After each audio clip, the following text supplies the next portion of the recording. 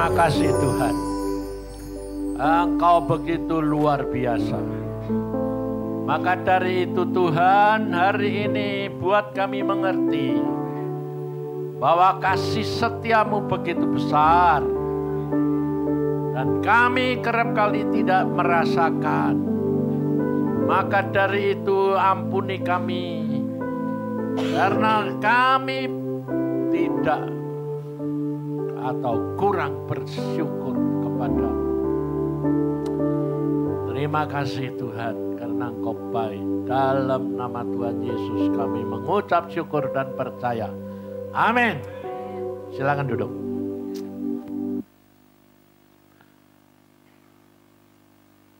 Mari kita belajar hari ini menyiapkan diri. Untuk apa? Untuk apa? Kingdom explosion. Aku ini tidak bisa bahasa Inggris. Jadi susah sekali.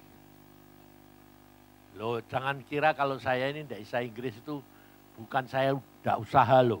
Usaha. Waktu sekolah kecil, waktu di SMP barang itu, saya ya les Inggris, tapi tidak mudeng-mudeng.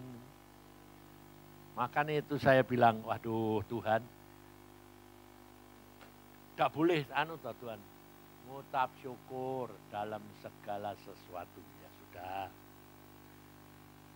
Maka dari itu saudara, kita ini besok saya berangkat ke Semarang. Kita akan menghadapi apa itu? Kingdom explosion. Nah, apa tuh sebetulnya apa sih? Jangan saudara kira tuh saya ngerti loh. Nggak ngerti podo ae mbek kamu. Saya bertanya-tanya terus minggu yang lalu kan Iin sudah khotbah ya toh. Sudah khotbah saya dengerin, saya doakan. Lebih-lebih dia bilang gini. Kamu harus punya apa? Watak atau perangai? Hah? Mental. Kamu harus punya mental raja, tapi hati hamba. Wah, itu kalau kamu dengar gitu tuh bagaimana?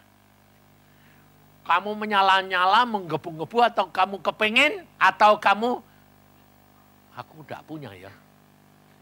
Nah, ini macam-macam tanggapan. Saya sendiri jujur. Saya bilang, Tuhan, aku kok enggak punya mental raja. Aku benar-benar punyanya itu apa? Mental budak.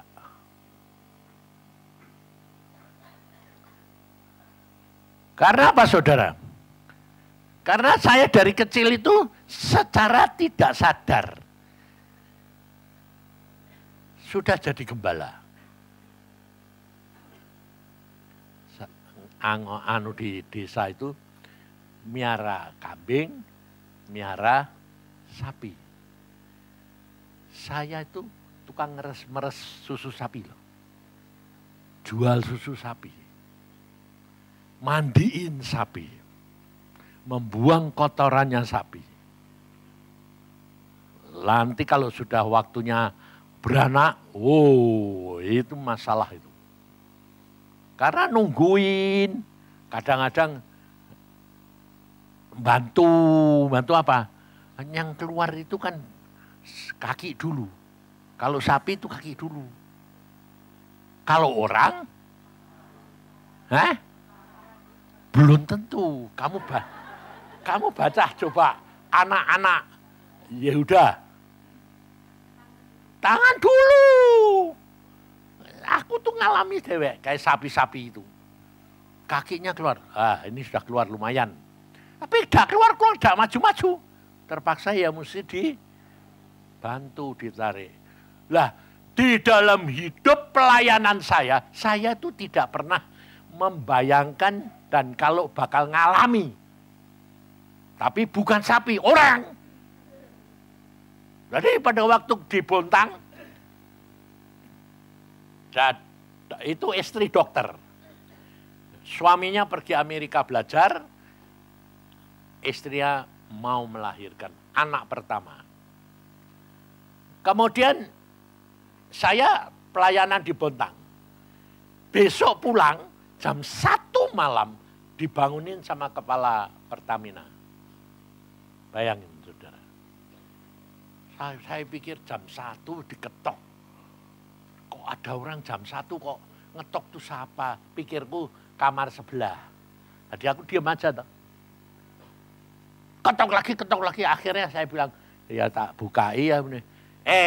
Kepala nih. Pak, tolongin dong Pak. Apa, ada apa? Ini ada ibu mau melahirkan, mati kowe. Aku langsung gini, lawang melahirkan kok yang dipanggil dokter gigi. Perawat ndak, dokter umum ndak, dokter gigi. Aku bilang, Pak, Anda kan tahu aku ini dokter, bekas dokter gigi. Dan hamba Tuhan. Jawabannya piye? Dokter umum ndak ada, bidan ndak ada, dokter gigian lumayan. Aku bilang, Pak, saya tuh ngurusin mulut atas. Gigi, ini mulut bawah Pak. Repot Pak, aku bilang gitu. Nggak apa-apalah dokter, sudahlah, tolongin. Akhirnya saya berdoa. Makanya saya tuh ngajar saudara selalu apa? Berdoa, tanya Tuhan. Saya bilang, Tuhan ini urusan mulut bawah ini aku. Tuhan bilang pergi. Ya sudah. Saya orangnya enggak pernah mikir. Terlalu enggak mau banyak mikir. Seperti saudara itu yang salahnya di mana. Makanya ini nanti kita belajar. Jangan terlalu banyak mikir. Ikut-ikuti Tuhan. Menghambat. Tapi yang dibutuhkan adalah dengar-dengaran, nurut. Udah, jangan terlalu banyak mikir. Sehingga pada waktu itu saya ya datang sana.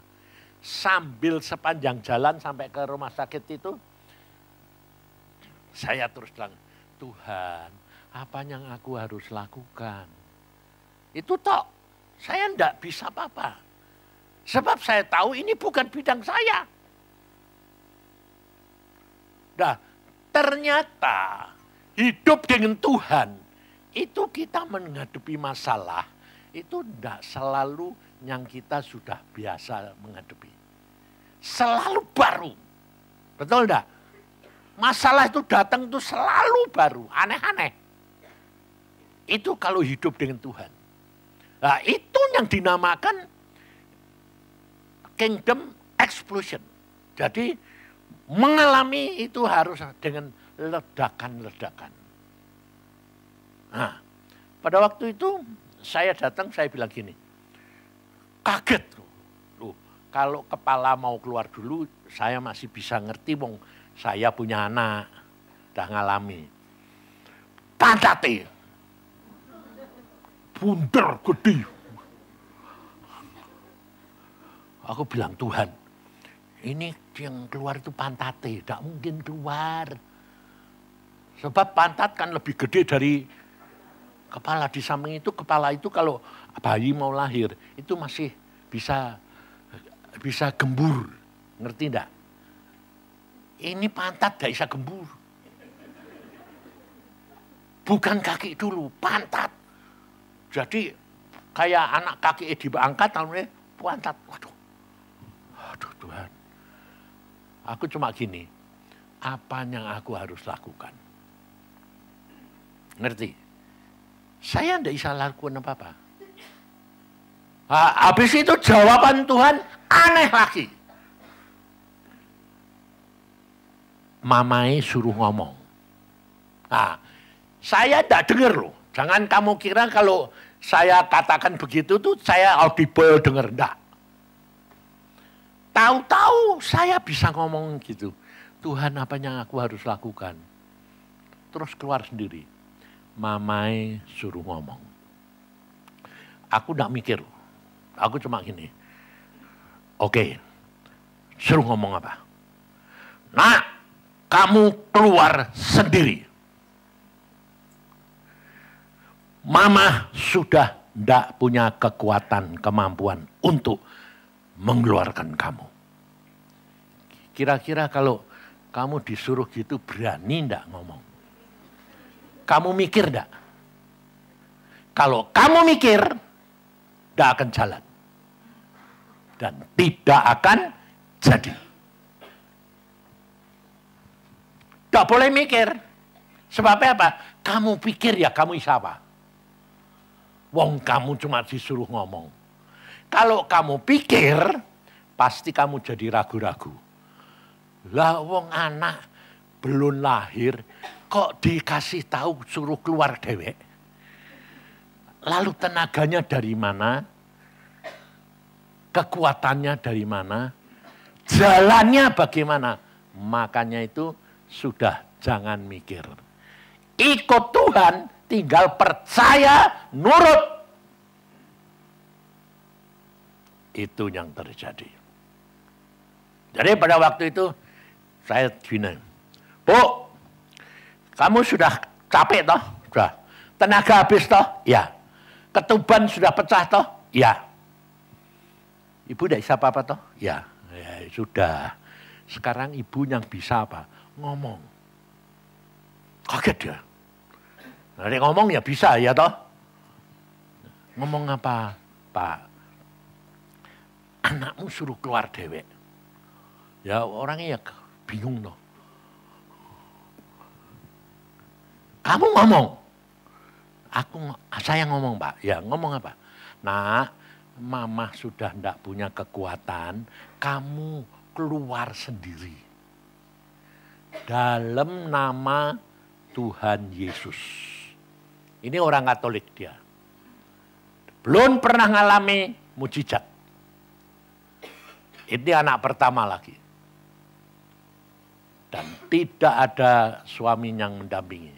Tidak ada bidan yang mendampingi. Tidak ada. Yang ada suster biasa. Jadi saya ngomong suster ada. Ibu itu ada. Semua melongo. Si kepala Pertamina dampingi saya, tapi tidak masuk. Ya toh ini orang mau melahirkan sudah mekangkang kayak gitu. Jadi direkturnya di sana. Terus setelah saya ngomong gitu, saya keluar. Direkturnya bilang apa? Dokter, sudah. Jadi kalau tanyaan sudah, itu kira-kira pikirannya apa? Melahirkan, betul enggak? Oh melahirkannya belum apa-apa, belum apa. Sudah aku bilang itu. Nah, terus bagaimana? Ya udah. Loh, lah apa yang dokter lakukan? Suruh ibu nih ngomong sama anaknya, orang ngedian enggak? Direkturnya sendiri sampai melongo, hah? Ibunya suruh ngomong we anaknya, iya. Wah, sekarang itu teori ada teori enggak? Ada textbook enggak? Ada pelajaran dari buku kedokteran enggak? Enggak ada. Itu Tuhan. Itu yang dinamakan kingdom explosion. Ledakan. Kapan meledaknya? Pada waktu ibu ini sudah ngomong, diomongin terus, itu dari jam 1, meledaknya jam 6. Jadi kira-kira ngomong berapa jam? 5 jam. Karena saya mau naik pesawat, saya tidak mau nungguin. Sampai kepala Pertamina bilang, Bu, Pak, bagaimana kalau ditunda aja terbangnya? Oh, tidak bisa. Saya harus terbang hari ini. Sebab saya ada pelayanan tempat lain. Lah terus ini jadinya bagaimana? Nanti kan percaya saja. Nanti kan kamu lihat hasilnya. Ya, hanya gitu Pak. Yes. Bayangin saudara. Lalu saya di airport, ada bel. Panggilannya itu mendadak gini. Dokter Cipto dipanggil dari rumah sakit. Nggak deg-degan gue. Maksud saya mati ini. Ini sudah mati Pak. Aku nggak pernah punya pikiran itu sudah keluar. Karena secara akal pun tidak mungkin. Di bel suster yang jaga bilang gini, waduh luar biasa dokter. Kenapa saya bilang? Bayinya loncat sendiri. Loh kok bisa tahu kamu loncat? Wah aku itu yang nungguin semeter. Itu kalau enggak saya tampani jatuh mati. Untung saya itu nungguin di depan. Loncat, wah. Tak tangkap dokter. Waduh aku malah gini. Puji Tuhan. Kok kamu jagai terus? Wah karena ini aneh kok. Hidup. Ya coba.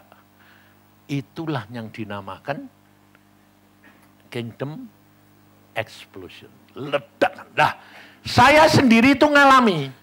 Saya waktu khotbah itu terus saya doa. Tuhan. Aku kok gak ngerti sih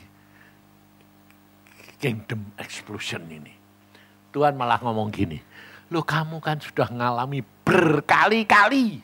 Hah, yang mana? Aku bilang gitu. Terus dia ngomong, pertama kali kamu lumpuh, kamu mengalami apa? Oh ya, saya itu mengalami ledakan di jantung. Karena pada waktu itu saya kena serangan jantung, lumpuh total. Setelah mengalami ledakan itu, saya sembuh 100%, tapi belajar jalan 2 minggu. Karena apa? Saya merasa sudah sehat, dan itu ledakan. Mak itu yang tidur di sebelah saya, kaget itu, saking kagetnya bilang, ada apa? Meledak, aku bilang gitu. Apa? Jantungku. Lah terus sembuh. Saya sembuh total. Jadi demikian sudah sembuh, pikir saya langsung turun. Turun dari tempat tidur, gelinding jatuh. Terus aku bilang, loh Tuhan, aku sudah sembuh kok. Sekarang kok jatuh, kamu harus belajar lagi seperti bayi. 2 minggu saya belajar jalan. Dari bangun, merangkak, duduk, terus persis kayak bayi. 2 minggu. Itu yang pertama. Yang kedua adalah waktu saya di Surabaya saya mati, saya ngalami ledakan lagi. Dikirim dari surga, dari Tuhan Yesus sendiri. 1 kelereng sinar masuk ke jantung, dan habis itu meledak. Meledak, benar-benar meledak. Saya lihat sendiri. Sampai Tuhan bilang, tuh lihat jantung. Dia enggak bilang, itu meledak, enggak. Lihat jantungmu jalan. Yes, aku. Masuk, aku tidak mau. Kenapa enggak mau? Aku kepingin pulang. Tuhan bilang, belum waktunya. Masuk. Tidak mau. Tangannya dia molor. Kayak robot. Saya dicomot, kepala saya dilempar, blek, masuk, bangun. Saya ngalami. Nah, setelah ini ada kata-kata ledakan, saya baru tahu bahwa saya ngalami berkali-kali. Benar-benar ledakan itu. Maka dari itu saudara, pada waktu kita dengar khotbah Iin, bahwa kita harus punya mental raja, tapi harus punya hati hamba. Nah, di situ saya itu terus terang tanya diri saya sendiri. Apakah aku ini punya mental raja? Saya jujur, saya bilang enggak. Karena saya ngalami ledakan itu, saya pun tidak tahu. Saya hanya mengalami kelumpuhan, mengalami penyakit. Tapi saya tidak diberitahu apa yang akan terjadi. Tapi hari-hari ini, nanti di Semarang, itu dinyatakan itu nubuatan. Di mana saudara dan saya di sana dijanjikan bahwa kalau engkau siap, kamu akan mengalami ledakan kerajaan surga itu. Dan itu bentuknya jangan kamu batasi. Kenapa saya katakan itu? Karena kamu pada waktu dengar khotbah Iin umpamanya, kamu ada di antara kamu yang kepingin enggak? Kepingin ngalami kayak Iin? Ayo. Ada enggak? Ada, enggak mungkin enggak ada. Pasti kamu merasa kepingin punya pengalaman kayak Iin. Kalau kamu kepingin, kecewa. Kenapa? Karena karunia-Nya beda-beda. Jatahnya pun beda-beda. Jadi jangan kepingin jadi orang lain. Tapi jadilah dirimu sendiri. Karena engkau sudah punya jatah sendiri. Tidak usah ngalami yang gede-gede. Kecil-kecil aja sudah luar biasa. Benar enggak? Saya itu ngalamin enggak 1-2 kali. Itu lumpuh ledakan 2 kali. Terus yang 2 kali lagi lumpuh juga, tapi yang rusak adalah otak kecil. Jadi otak di belakang ini rusak. Tahu-tahu bangun tidur lumpuh. Maka dari itu kita hari ini tuh belajar supaya apa? Jangan batasi Tuhan. Tetapi kuncinya di mana? Supaya kita dapat mengalami ledakan kerajaan surga itu dan kita dapat mengatasi. Karena ledakan kerajaan surga itu adalah apa? Jalan keluar dari kita dalam menghadapi masalah kita. Dengan adanya ledakan itu, masalah kita jadi terbuka cair. Dan ada jalan keluar. Ngerti? Nah, untuk itu apa kuncinya? Coba kita baca di dalam Kejadian 39.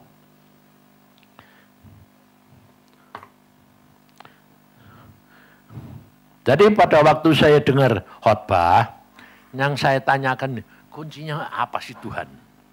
Sebab aku sendiri tidak punya. Tidak punya mental raja, yang punya mental budak. Tetapi Tuhan lalu berkata begini, memang, tapi aku mau kamu ngalami ledakan itu dan jatah raja-raja. Luar biasa enggak? Maka dari itu kuncinya di sini. Di dalam Kejadian 29 ayat 21. Jadi pada waktu Yusuf di dalam penjara, tetapi Tuhan menyertai Yusuf dan melimpahkan kasih setianya kepadanya. Dan membuat Yusuf kesayangan bagi kepala penjara. Jadi semuanya itu kuncinya adalah kalau Tuhan menyertai, semuanya akan jadi. Ingat pada waktu Raja Daud mau perang sama orang Filistin, Tuhan bilang apa? Dia bilang, kamu jangan menyerang berhadapan, muter.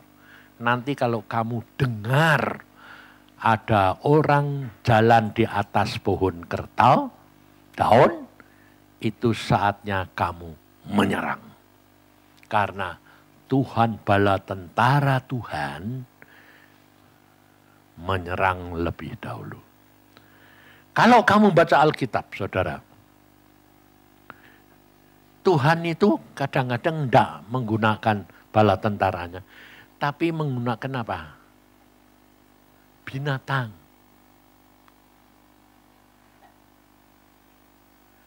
Binatang kecil-kecil. Kalau di bangsa Israel perang itu, Tuhan tuh selalu ngirim binatang kecil-kecil yang mengganggu musuh. Sehingga musuh itu tidak bisa apa-apa. Itu kayak nyamuk, binatang kecil-kecil itu. Bayangin. Tapi tidak hanya itu. Nanti orang-orang yang diserang sama Gideon atau sama Yosua, nanti temboknya rubuh. Terus apalagi yang Tuhan bertindak langsung, dilempari batu dari langit. Piye coba? Dan saudara tidak pernah mikir, untuk meteor batu langit itu jatuh dari langit ke bumi, itu tidak butuh harian, itu butuh tahunan.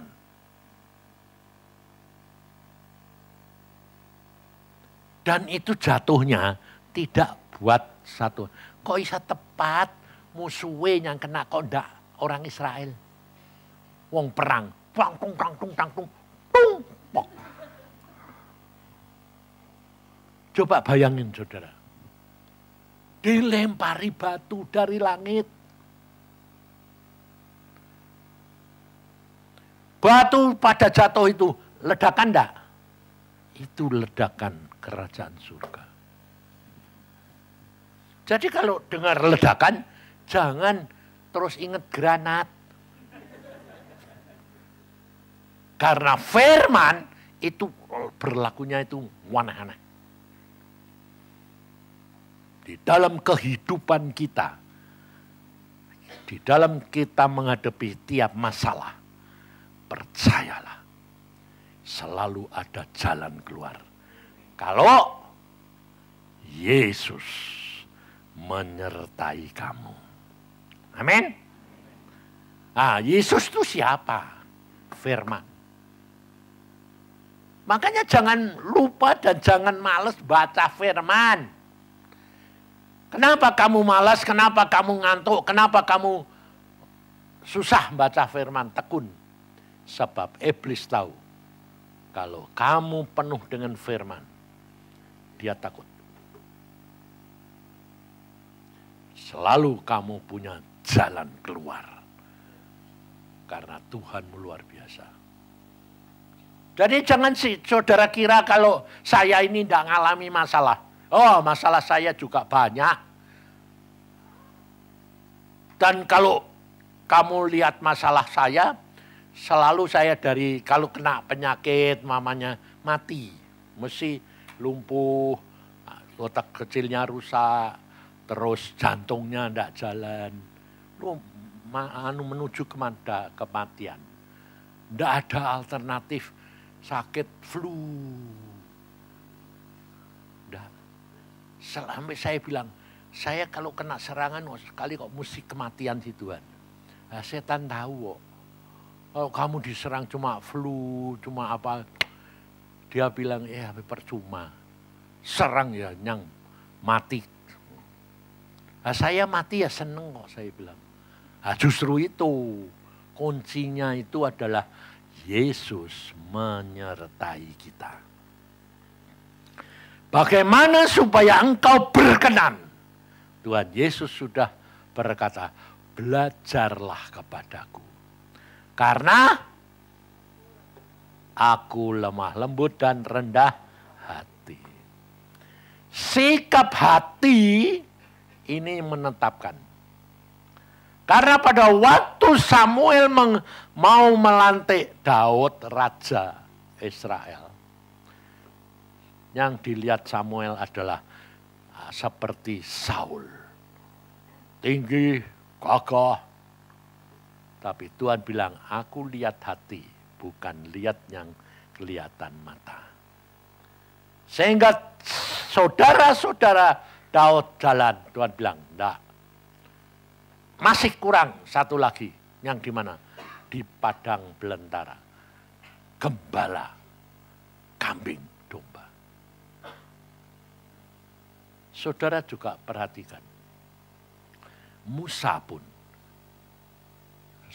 dia dididik di istana. Tetapi dilakukan karena dia mau menolong orang Israel dengan caranya sendiri, akhirnya dia mau dibunuh sama Firaun. Lari ke Midian, jadi apa? Gembala lagi. Dan tidak tanggung-tanggung. Diproses Tuhan jadi gembala berapa tahun? 40 tahun. Sehingga kerap kali kita pun sama dengan Gideon maupun yang lain-lain. Kalau Tuhan menyertai kita, kenapa kita harus masih mengalami kayak begini? Bukankah firman Tuhan berkata, aku akan jadikan kamu kepala bukan ekor, betul? Nah, terus semua kepengen jadi kepala. Ternyata kamu belum sanggup. Belum diproses, belum dididik. Maka dari itu saudara, kita menghadapi janji Tuhan nubuatan ini. Bahwa kita akan menghadapi ledakan kerajaan surga ini. Kamu harus nyiapkan dirimu. Siapakah aku? Apa yang aku harus lakukan? Ini yang penting. Supaya saudara tuh meriksa diri. Jangan lihat orang lain. Lah kalau gitu, kepengen boleh enggak Pak? Ayo tak tanya, kepengen boleh enggak? Boleh apa enggak? Boleh. Kepengen boleh sebab kamu enggak bakal enggak punya kepengen. Karena kamu anaknya Hawa.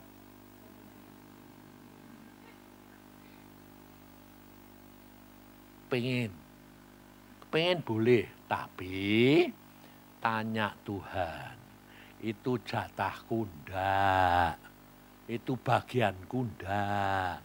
Kalau bukan bagianmu, udah. Betul?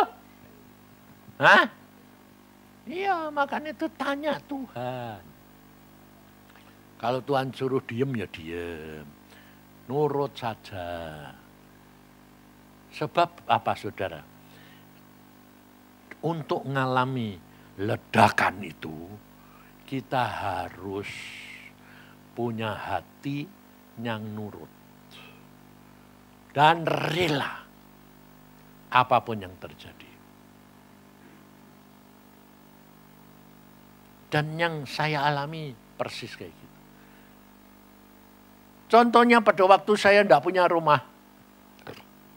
Tuhan mengatakan loh, saya pada waktu tidak punya rumah itu, saya kepengen punya rumah. Saya tanya Tuhan, aku pindah mana? Tuhan bilang, aku sudah sediakan rumah. Wah, diseneng dah. Seneng. Terimanya salah lagi. Lalu pikir saya, oh Tuhan sudah menyediakan berarti nanti ada rumah yang langsung saya tempati, terus bayar pada, tidak tahu saya. Salah semua. Memang akan dapatnya rumah yang aku tempati, tapi caranya ini yang salah. Sehingga pada waktu ada hamba Tuhan bersaksi, aku dapat rumah kurang 3 hari. Aku bilang, Tuhan, aku jangan seperti dia ya. Jawaban Tuhan mah luar biasa. Kamu tidak seperti dia. Wah, aku sudah kepala saya jadi gede. Bangga. Karena apa? Sepertinya keinginan saya dituruti. Dapat rumahnya tidak kurang 3 hari. Sampai akhirnya 3 hari. Mana Tuhan rumahnya? Ya belum. Loh, engkau kan janji. Aku tidak seperti dia. Memang kamu tidak seperti dia. Maksudmu? Kalau dia 3 hari, kamu kurang dari 3 hari. Mati aku. Loh kok gitu? Aku kan gak kepinginnya gitu sih. Iya, tapi aku maunya gitu. Ngerti saudara? Demikian juga pada waktu otak kecil saya sakit rusak itu, saya tidak mengatakan dalam nama Tuhan Yesus sembuh, enggak. Saya tidak mengatakan bahwa sembuhkan aku, enggak. Saya cuma, Tuhan, aku kok lumpuh lagi, otak kecilmu rusak. Nah, terus apa yang aku harus lakukan? Sebab aku sudah siap. Apa? Pulang. Jadi aku bilang, saya sukamu apa? Tuhan cuma bilang apa? Ngucap syukur. Bayangin, aneh enggak? Ngucap syukur. Sehingga orang lain kalau lihat saya pikir, ya kayak Pak Isa ya enak. Semuanya dekat seban-seban, tepat. Dari jam 3 sampai jam 10. Jam 3 pagi, pacar, sampai jam 10 pagi.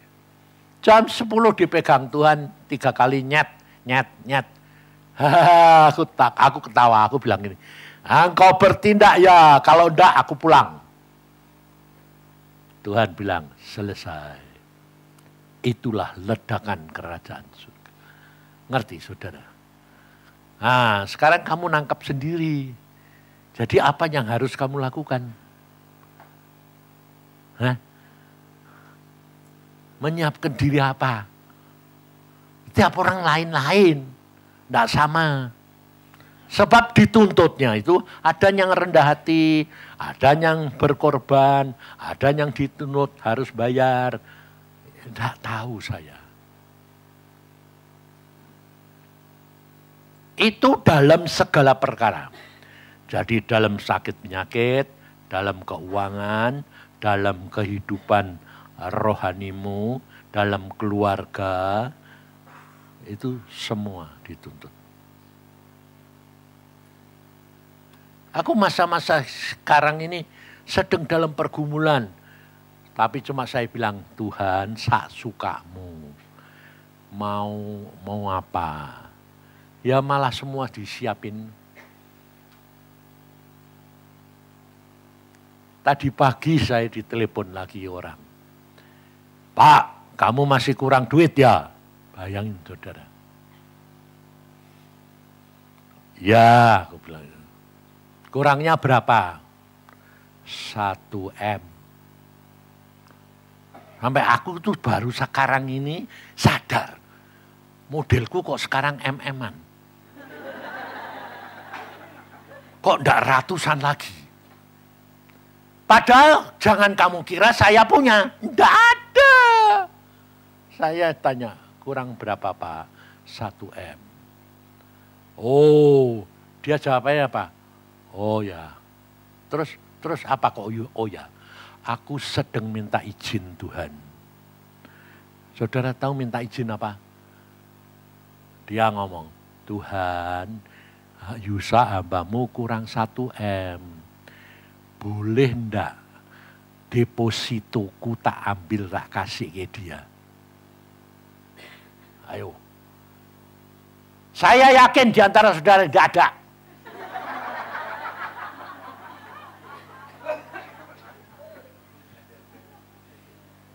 Minta izinnya, boleh ndak depositoku tak ambil, berikan Yusa.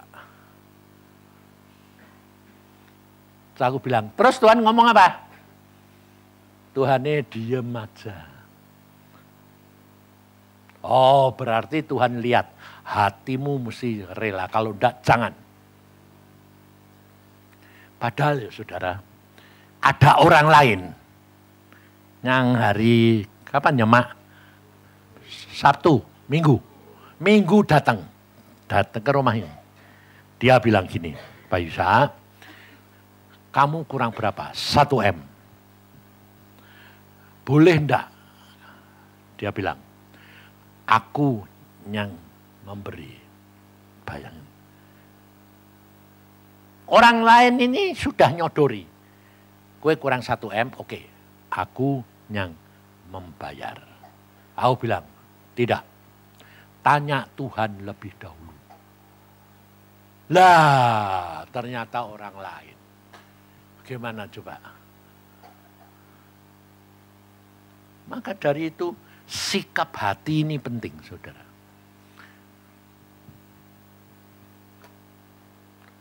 Jaga sikap hati.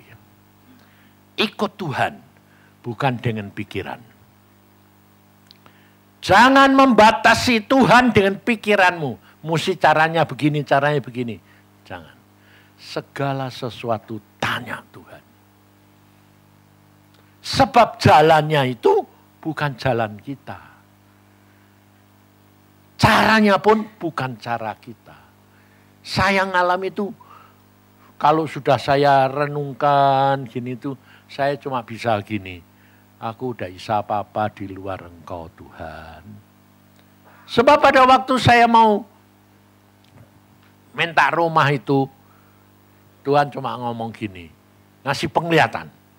Saya di gunung ini, dan ada gunung lebih tinggi, Tuhan berkata, dalam waktu singkat, bukan harian, jam, kamu harus lari dari bukit ini ke bukit itu. Aku bilang, enggak mungkin toh Tuhan. Wong jauhnya kayak gitu, turun gunung, naik gunung. Ya enggak mungkin toh Tuhan. Jawabannya apa? Nah, kalau kamu berani ya loncat aja toh. Aku bilang, lah, aneh lagi. Aku kan enggak bisa terbang. Kalau kamu berani, ditantang. Kalau kamu berani, loncatlah. Aku orangnya enggak pernah punya pikiran gini. Loncat ya enggak mungkin. Oh, ke jurang, mati. Aku bilang gini, apa? Kalau kamu berani, dia ngomong sekali lagi. Kalau kamu berani loncat. Oke. Kamu nyuruh loh ya. Jadi aku mati, tanggung jawabmu. Saya mundur. Saya itu memang orangnya kasar. Jadi kalau sama Tuhan pun, tetap kasar. Jangan kira aku ini lembut. Kalau lembut tuh istriku tuh. Lembut. Kamu juga banyak yang lembut-lembut. Jangan jadi lemut.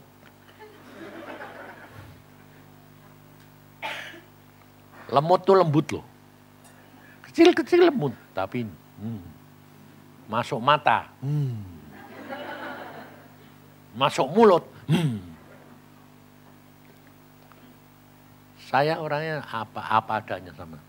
Engkau suruh? Tuhan bilang, kalau berani loncatlah. Loncatlah. Saya mundur ke agak jauh, ancang-ancang, lari sekencang-kencangnya, secepat-cepatnya, loncat sejauh-jauhnya. Paling-paling semeter, gledek jatuh. Aku jatuh sampai gini. Tuhan, Engkau itu aneh. Sudah ada jembatan kaca kok. Engkau siapin no. Ya aku tidak bakal jatuh ke jurang. Tuhan ini cuma mesem gini. Tinggal kamu mau nurut apa enggak. Kalau kamu nurut berani, loncatlah. Loncat aku. Setelah jatuh, duduk. Ada jembatan kaca. Lari dalam waktu 1 jam sampai ke puncak.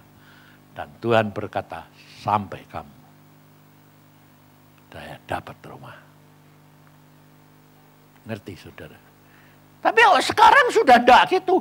Pindah dari Gatsu ke Windu. Enggak. Tuhan bilang, enggak. Ya cuma saya tinggal percaya Tuhan. Aku pindah mana. Tinggal percaya. Malah yang dipakai Rachel, AL. Kong, nanti kita pindah windu. Aku lihat windu, ini rumah masuk. Oh, saudara pertama kali masuk sini. Ngeri. Ini tuh disingget-singget, dikasih jadi kamar-kamar tuh 20. Atas 10, bawah 10. Nggak ada garasi. Kamar mandi 1. Wah, aku melihat langsung gini. Ya mana mungkin Tuhan. Tuhan bilang, nggak apa-apa. Ini tempatmu. Bagaimana caranya? Udah, yang penting tawar dulu. Tawar-tawar. Langsung hari itu jadi. Setelah jadi, baru mikir aku. Terus bicara ini. Wes bongkari semualah. Bongkar semua. Jadi sampai seperti ini. Bayangin. Siapa yang ngira? Jangan kamu kira kalau sudah gini terus tidak ada masalah lagi. Masalah! Karena apa? Ini nanti tahun 2017 habis kontrak. Pindah kemana? Saya tanya, Bu, mau dijual enggak? Oh enggak. Waduh. Terus kita sewa lagi atau pindah kemana? Pasti sewanya naik, minta naik. Ya toh? Pastilah. Jadi saya sedang berdoa, saya mikir Tuhan, kalau boleh ya tak sewa lagi, tak usah pindah. Sampai pindah itu repot Tuhan. Barang segini banyak cari rumah yang gedenya seperti apa, harganya berapa M. Ya toh, ini saja dulu waktu itu masih minta cuma 4 M, sekarang sudah minta 10 M. Ember-emberan kayak gitu.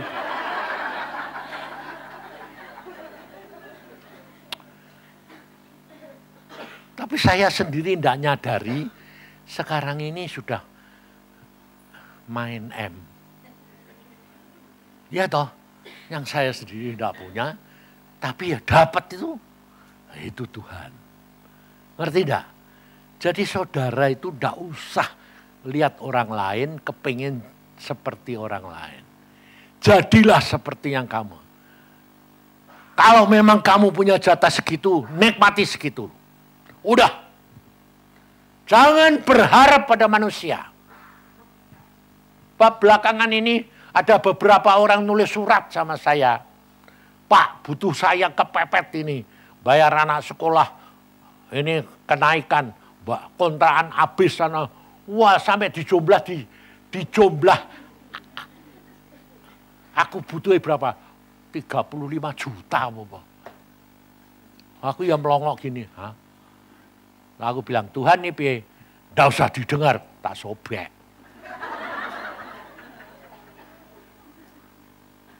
Aku orangnya ndak peduli.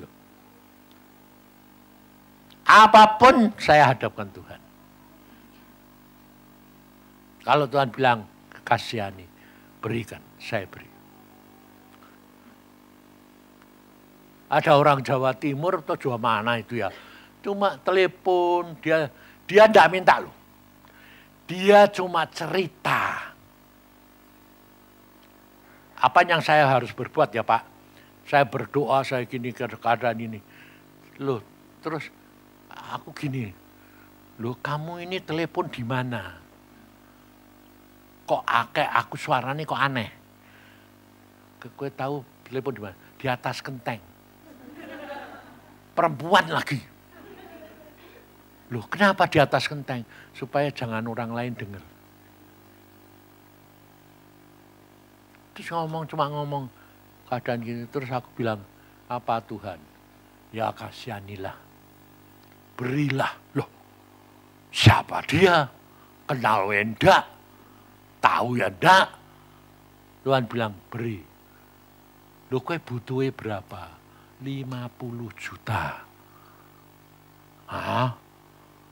Kok banyak? Aku ya gitu terus terang jujur. Kok banyak Tuhan? Tuhan jawab apa ya? Tapi kamu punya toh? Ya memang punya. Malah dia bilang, di bank ini dia punya banknya bukan BCA, bank apa. Kamu kan ya punya di situ. Oh ya ada memang.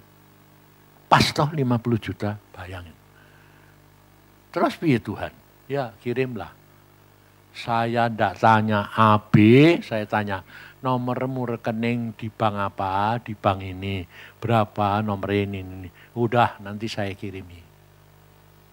Dia tanya, berapa Pak? Ya 50. Tabunganku di situ ya cuma 50. Tapi suruh ngirim, ya sudah saya kirim. Nah ini kelihatannya di antara kamu ini ada yang dengar. Jadi butuh nulis surat. Oh,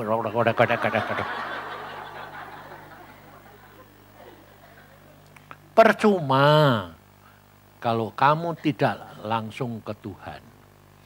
Tuhan nanti yang menggerakkan. Jadi contohnya seperti yang saya ceritakan.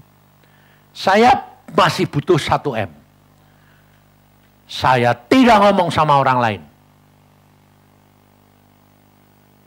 Saya bilang, Tuhan, Engkau tahu apa yang aku lakukan. Aku tidak melakukan apa-apa. Orang itu datang sendiri, Pak, kamu masih kurang ya? Masih. Nah, waktu dia tanya, berapa? 1 M. Oke, saya kirim. Bayangin. Kelihatannya kok 1 ember kok cuma. Ya sudah. Sampai saya bilang, hah? Aku sendiri tidak punya. Kok Tuhan menyediakan segala-galanya. Maka dari itu saudara, coba belajar. Dalam hal masalah apapun, sakit, penyakit, masalah apapun, semua jalannya sama. Hadapkan Tuhan, terima apa adanya. Dalam kesulitanmu, dalam kekuranganmu, dalam terjepitnya kamu. Dalam perkara apa saja, jujur sama Tuhan.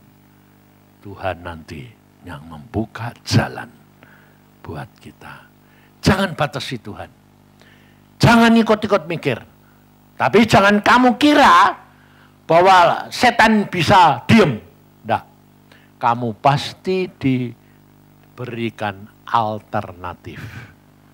Jalan keluar. Diberikan juga cara-cara di mana kamu bisa lakukan. Caranya bagaimana? Ngomong sama orang, utang. Terus apalagi? Kerjasama. Apalagi? Minta bantuan. Lain toh, minta bantuan sama utang lain toh? Lain. Sebab sama Tuhan itu aneh. Pada waktu saya tidak punya rumah, itu sebelum saya dapat rumah Gatsu itu, ada orang datang. Bawa emas 2 kilo. Itu tahun 73. Harga emas masih 2.000. Jadi 2 kilo 4 juta. Itu dia datang. Dan dia tidak tahu apa-apa. Cuma datang gini. Pak Isa, kamu butuh apa sih? Aku bilang, saya tidak butuh apa-apa. Terus dia sendiri yang ngomong. Tidak mungkin. Kenapa? Kenapa Tuhan suruh saya? Kamu disuruh apa? Bawa emas. Emas simpenanku 3 tahun. Berapa kilo? 2 kilo. Buat apa? Saya bilang. Kamu pakai. Nah, nanti dulu dong. Maksudmu saya suruh pakai ini bagaimana? Saya utang? Saya pinjem? Aku pinjemi sampai kamu nanti bisa mengembalikan. Dan selama itu tidak usah mikirin. Nanti kalau waktunya tiba, Tuhan akan beri. Apa kamu kira terus saya bilang, puji Tuhan. Enggak. Saya langsung gini, Tuhan, firman-Mu berkata, aku tidak boleh utang. Saya ngomong, ini aku, orang datang ngutangi. Tuhan bilang apa? Kamu ndak utang, terus dia datang ngutangi. Kok aneh? Dia datang ngutangi, kan sama saja aku utang, betul ndak? Ayo, sama ndak? Hah? Sama ndak? Pikiranmu sama ndak? Sama toh? Pikirannya Tuhan ndak sama itu. Makanya aku ngalami dewek. Tuhan bilang gini, kamu ndak utang. Bagaimana mungkin? Aku bilang. Dia datang ngutangi kamu. Apa bedanya? Aku utang tetap utang. Kalau kamu yang utang, kamu ngomong. Kalau dia datang ngutangi, kamu ndak ngomong. Ya betul, memang aku ndak ngomong. Dia datang sendiri, nyodori. Lah terus nanti bayarnya bagaimana? Itu bukan urusanmu. Aku nanti yang akan membayar. Caranya? Oh, gak usah tahu. Nah, ya sudah. 3 tahun kemudian, orang yang ngutangi ini cerita sama saya. Dia sini, wah aku minjemi kamu emas 2 kilo. Itu emas simpenanku 3 tahun. Tapi aku pinjamkan kamu dalam waktu 3 tahun. Aku dapat emas 20 kilo. Pekerjaanku diberkati Tuhan luar biasa. Nah, terus sekarang aku beli rumah yang sekarang ditempati 22 kilo. Waktu saya dengar gitu, hati saya melonjak.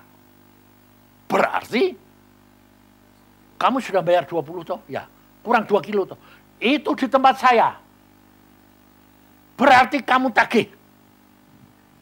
Saya langsung lapor sama Tuhan. Tuhan, yang 2 kilo tempatku loh. Bayar dong. Dia belinya 22 kilo. Ngerti? Ayo, itu kalau dipikir secara manusia, saya kurang ajar lah sama Tuhan. Kurang ajar. Itu kurang ajar tuh. Aku bilang, lah kok orang ini kok bisa beli kok 22 kilo, kurang 2 kilo. Yang persis ada di tempat saya. Langsung saya bilang gini, oke, berarti yang 2 kilo di tempat saya harus segera mengembalikan kepadamu. Dia langsung bilang, maaf lo ya, aku tidak tagih kamu.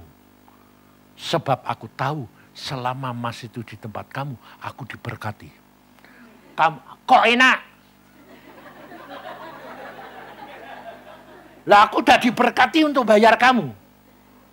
Kamu yang terima 20 kilo dalam waktu 3 tahun. Kok enak? Oh ya, dia bilang, ya terserah. Nggak, aku mesti lapor. Minta supaya dikembalikan. Terus saya doa di rumah sama Mama. Tuhan, tolong dong kembaliin. Masa 3 tahun nggak mau kembaliin, malah orang itu mau berkati sampai 20 kilo. Tuhan bilang apa? Bayar. Wah, aku bilang, bayar, amin. Saudara tahu caranya nggak pernah masuk akal. Jadi saya nggak pernah mikir.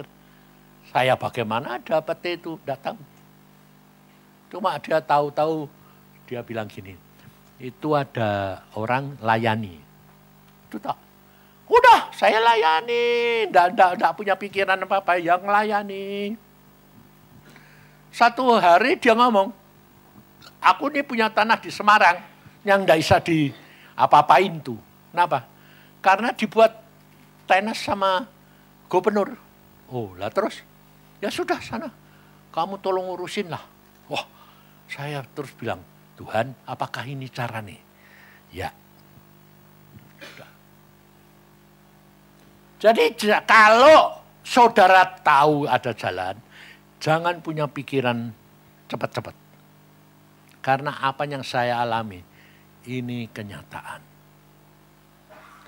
Saya pergi Semarang, saya tawarkan teman yang jual beli tanah, rumah. Itu bukan anak Tuhan. Namanya Peng An. Sampai sekarang saya tidak lupa. Karena dia bukan anak Tuhan. Nah, An, kamu kan jual beli tanah. Iya. Ini loh. Dia bilang apa? Waduh, itu barang tidak mungkin dijual. Kenapa? Dibuat latihan sama gubernur. Ya justru itu saya bilang.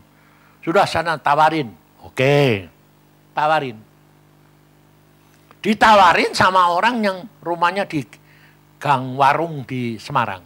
Saudara tahu, itu encim-encim.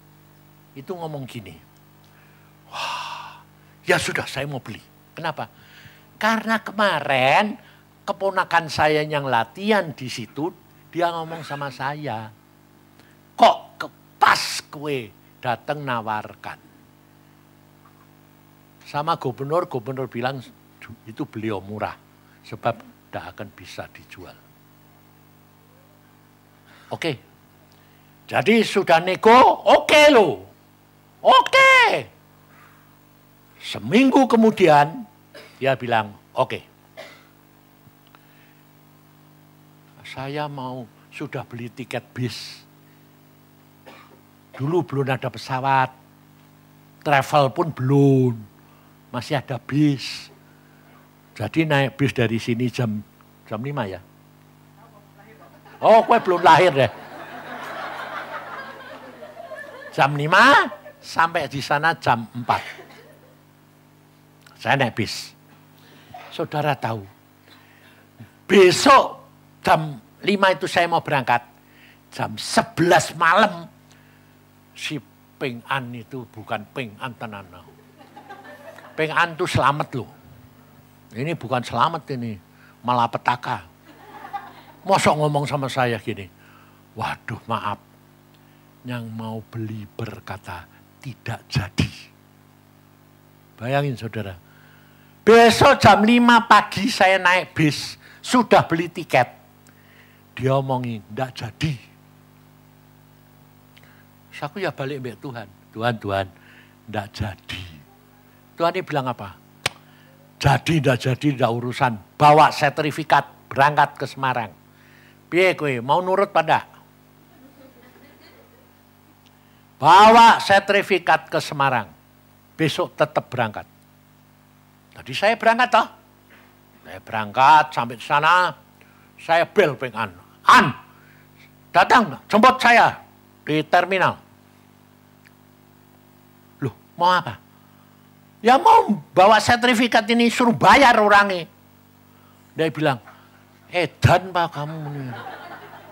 Wah urusan sama dokter gigi gila tenan. Loh wong tadi malam orangnya bilang batal. Kok kamu datang sini jam 5 bawa sertifikat bilang jual. Yang beli kamu atau jual yang jual kamu? Aku yang jual. Lah ya, lah kok kamu yang netepkan jadi. Edan enggak? Ya ini jujur. Seandainya kamu yang alami, kamu berani enggak? Enggak berani toh? Iya, karena kurang percaya. Yang ngomong Tuhan. Kok kamu lebih percaya orang? Aku orangnya gini. Sudah jangan ngomel. Bonceng aku naik skuter. Bonceng aku pergi ke tempat rumah orang. Ngapain? Sudah, kamu mau komisi enggak? Mau. Ayo sudah jangan ngomel, aku minum. Antar saya. Lu bagaimana ndak ngomel? Yang beli bilang batal. Yang jual bilang jadi. Itu rawong edian deh. Loh, dia bukan orang Kristen. Tapi saudara tahu, peristiwa ini dia bertobat. Dia bilang gini, aku tidak ngalami sendiri, tidak percaya bahwa memang ada Tuhan. Dia bertobat. Jadi orang Kristen. Dia bilang, aku ngalami. Memang ada Tuhan. Terus saya dibonceng sepanjang jalan, ngomel terus. Jadi saudara kalau ngalami, itu tidak usah takut. Kalau itu dari Tuhan, pasti tantangan ada. Ngomel terus. Aku bilang tak geblok sampean. Jangan ngomel. Tidak tak kasih komisi loh. Ya jangan gitu dong. Ya sudah diam. Yang penting antar dulu. Saudara tahu, demikian di depan, encime di luar. Aku datang bepeng antu sampai gini. Wah luar biasa. Dokter ini hoki gede. Sampai pengen, kenapa Jim? Aku baru ngomong. Dia ngomong dewek. Kalau saat ini dokternya itu mau datang bawa sertifikat, aku bayar kontan.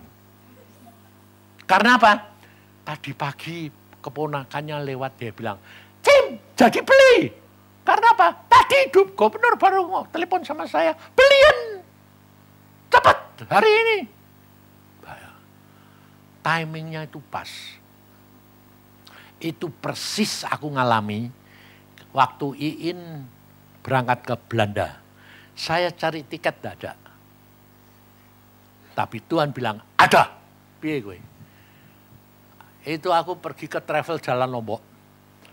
Anak Tuhan, orang Kristen. Pak, ada tiket ke Belanda. Tidak ada, penuh semua. Tapi bapakku bilang ada, Pak. Terus dia tanya, pesawat apa? Apa Tuhan? SQ.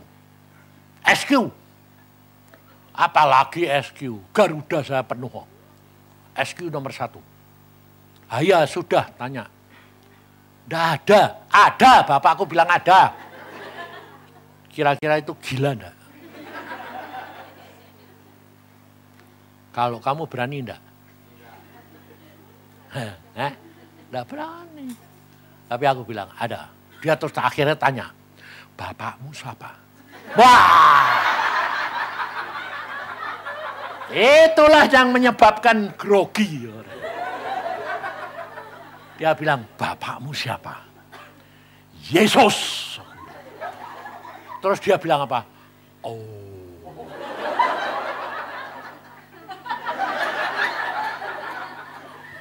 Loh, kamu itu saya digituin loh.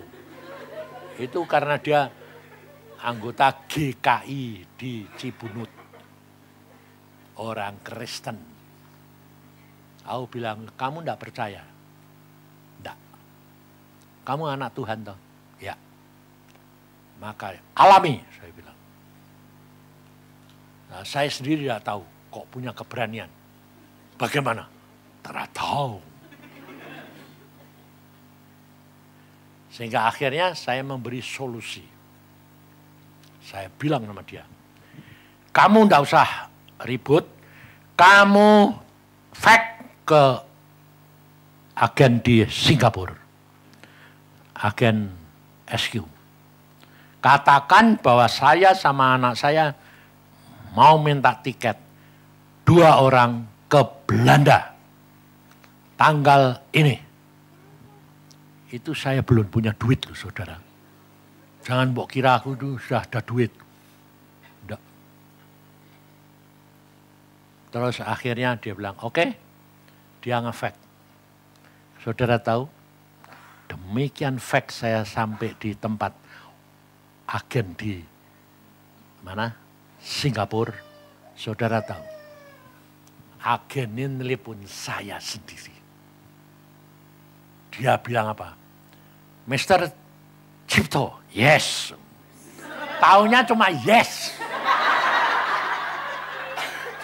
Tapi dia bisa balesi. Balesinya Indonesia. Terus dia bilang, Anda sama, dia memang orang Singapura kan bisa bahasa Melayu. Anda sama anak. Ya, ada tiket 2 buat Anda sama anakmu. Aku ganti tanya, bagaimana ada tiket? Persis sanumu masuk, ada 2 orang suami istri mundur. Jadi tidak usah antri, dia mundur, fax saya masuk, nama saya sama Iin. Nah, padahal aku sampai tanya loh, padahal yang waiting list, saya ya tahu kalau waiting list tahu.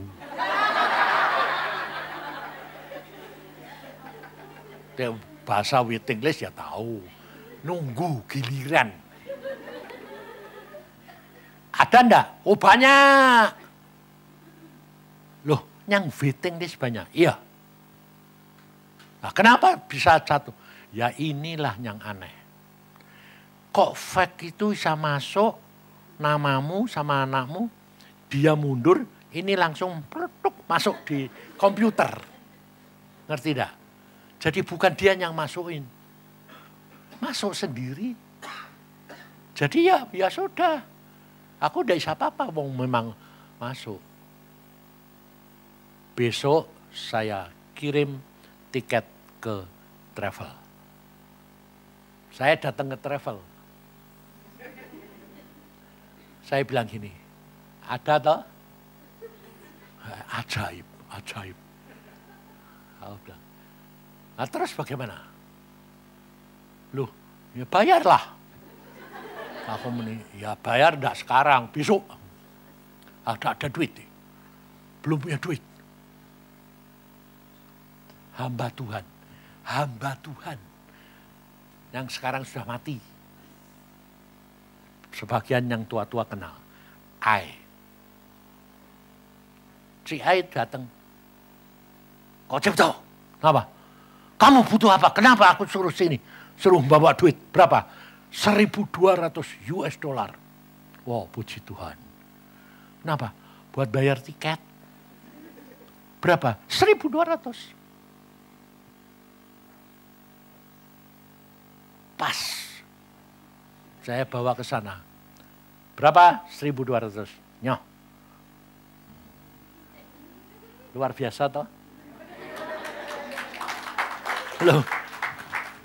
Kamu tepuk tangan, kamu mau enggak? Berani enggak? Aduh, wong diajari berkali-kali kok mesti tidak berani. Jangan gunakan utekmu. Percaya. Ngalami. Nah, gitu loh. Jadi ngalami sungguh. Klek masuk. Terus saya rugi dah. Rugi, kurang ajar itu. Aku beli, kan harus belinya pulang pergi. Iin kan enggak pulang. Kan tinggal di sana. Aku bilang, loh tiket Iin kan cuma sejalan. Oh iya Pak, tapi enggak boleh, harus pulang pergi. Loh yang bener, kan ini high season. Kalau kamu jual kan masih laku. Oh tapi itu sudah untung saya, kurang ajar. Tapi saya ya sudah, yang penting aku sudah terbang ke sana. Ngerti saudara? Ikut Tuhan, itulah caranya mengalami